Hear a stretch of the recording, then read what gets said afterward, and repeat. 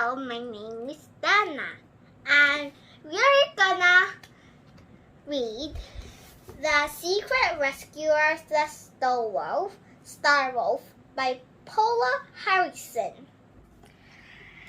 Now we're gonna start.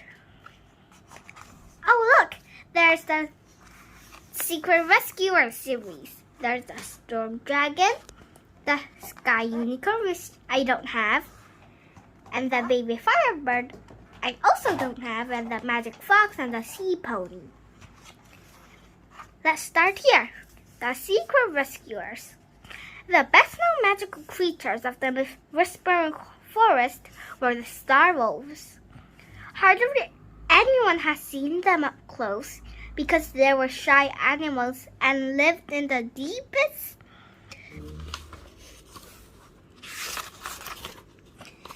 Chapter 1. Berry Picking. Emma stepped out of the front door of her treetop house and breathed in the fresh forest air. The leaves on the branches glowed green and gold in the sunshine. A squirrel darted along by a branch with a knot in its paws. Emma smiled as she watched the little animal scamper to the ground and start burying the knot in the earth. A cold breeze ruffled her light brown hair. She picked up her wicker basket and drew her dark blue cloak tightly around her. "Bye, Mom. Bye, Dad," she called. "I'm going to pick some fruit. I'll be back later." Holding onto the rail, she crossed a little bridge made from rope and wooden planks. Far below, the floor of the forest was decorated with the fallen leaves of autumn. Emma loved walking through Tangleberry Rise. The whole village was made from wooden tree houses, connected by little bridges. Her mom and dad ran a market stall in the middle of the village selling bread, cakes, and pies. Emma liked helping with the stall, although she sometimes felt a little shy in front of all the customers. What she loved most of all was cooking delicious pies and cakes ready for the market. This morning, she was going to gather gemberries to make some lovely pies. At sunset, the Lantern Festival would begin. There would be music and dancing and games. Lots of people would want cakes and pies to eat. Emma skipped across the last bridge and climbed down a little wooden ladder to reach the ground before following the main path out of the village. Out there, she could hear the sounds of Whispering Forest more clearly. The squeaks of the mice, the drumming of deer hooves, and the howling of emerald woodpeckers in the trees. Beneath it was all the whispering of the wild and the leaves that gave the forest its name. Sometimes, if she was really lucky, Emma heard a golden songbird singing in the treetops. But the most amazing sound of all happened at nightfall when the Star Wolf sang. There were lots of magical animals in the kingdom of Aramia, like storm dragons, unicorns, firebirds, and cloud bears. The best-known magical creatures of the Whispering Forest were the Star Wolves. Hardly anyone has seen them up close because they were shy animals and lived in the deepest, wildest part of the wood. Emma had had only watched them in the distance, slipping in and out of the trees like silver gray shadows. Each night their beautiful song drifted over the treetops and lulled her to sleep. Her mom had once explained how their music brought out the evening stars. Without them, the magic night sky would be dark with no starlight at all. Skipping through the trees, Emma stopped here and there to pick the wild berries that grew by the side of the path. She was heading for the thicker part of the woods where the red gemberries grow. She found a few strawberries and ate them. They tasted deliciously sweet. There was so much fruit growing there. She knew she'd find plenty to fill up her basket. She came to a clearing filled with meadow flowers and sat down underneath a huge red and white toadstool. Two plants hung together in the sky, one purple and the other green. Giant silver ring butterflies grazed on the flowers, and the chirping of the first birds filled the air. Emma started thinking about the Lantern Festival. She looked forward to it every year. There would be apple bobbing and games like Pin the Tail on the Star Wolf. The big bonfire would be lit in the clearing in the middle of the village, and the band would play so that everyone could dance. Emma hurried on, reminding herself that she needed to gather plenty of food for the pies. A little further on, she found the thicket of birch trees she was looking for. Gemberry bushes grew all around this part of the wood. Her fingers grew sticky as she picked the berries and put them in the basket. A little mouse scampered out of its hole in the root of a tree and gazed at her, whiskers twitching. Whoops! Here you are! Emma placed a gemberry on the ground and smiled as the little animal gathered the fruit and scurried back to its hole.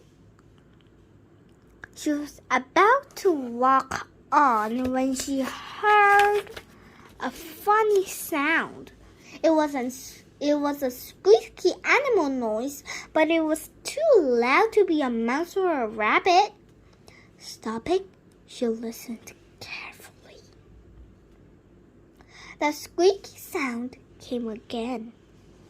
It went on for a few seconds, then broke off with a sob as if the animal was crying. Emma hooked her basket over her arm and pushed her way past some low branches. In the middle of the group of trees was a wooden box buried in a hollow and half covered by earth and leaves. There were thin spaces between the wooden slats, and something was moving inside.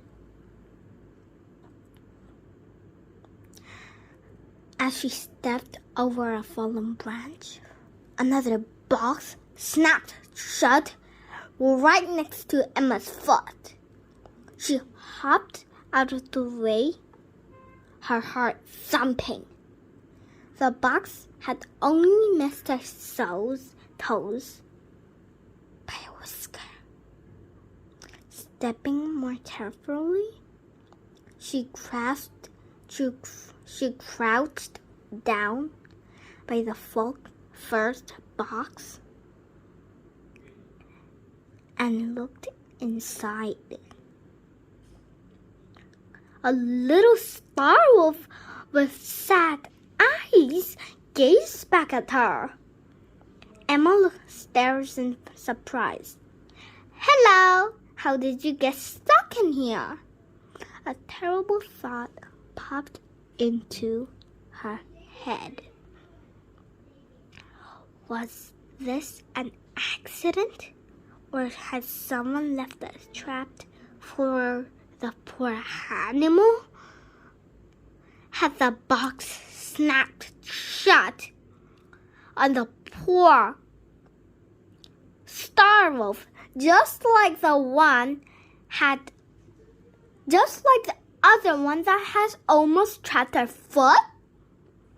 The small star wolf let out a long whimper and scratched against the inside of the box. "You poor thing!" cried Emma. "No wonder you're so upset." The creature stopped scratching and howled sadly. "Here!" Emma took a jamberry out of her basket and put it through a gap in the wooden slats. "Maybe this will cheer you up." The little wolf gulped down the berry and then sniffed Emma's fingers as if hoping for more. "Now, there must be a way to get you out." Emma put down her basket and knelt beside the box. She pulled at the lid, but it wouldn't open. At last she found the catch in one corner and tugged at it. The catch sprang open. With a bark of delight, the wolf jumped out of the box and right into Emma's arms. She laughed, amazed at how light he felt. "You're so small, you must be a pup." The little wolf barked again and licked her cheek. Emma ruffled his ears. He was so cute with deep black eyes and thick silver coat. On his forehead was a pale star shape that would gleam when night fell. Every star wolf has this marking, and Emma thought it was beautiful. "How could anyone want to trap you? It doesn't make any sense." The pup sat on his haunches and licked the small pink pads in the middle of his paws. Emma was about to take another look at the wooden box when she heard voices. Her mind swirled. What if the box belonged to these people? What if they were angry that she'd open it? Quickly, Emma picked up the wolf pup and her basket and hid on the other side of the thicket.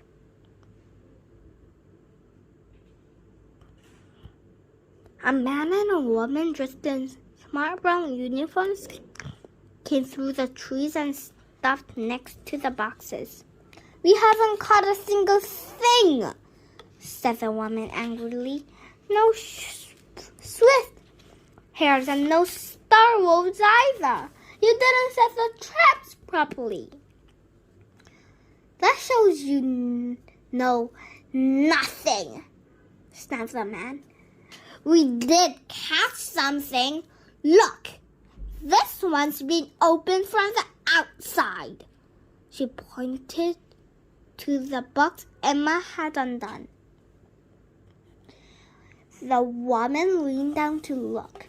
"Lord Hector's going to be furious. He wants the magical animal caught today, and he wants a star wolf most of all."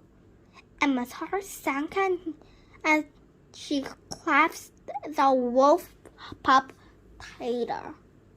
She was right. These people had set the traps on purpose. Someone had told them to do it. Someone who wanted to catch magical animals.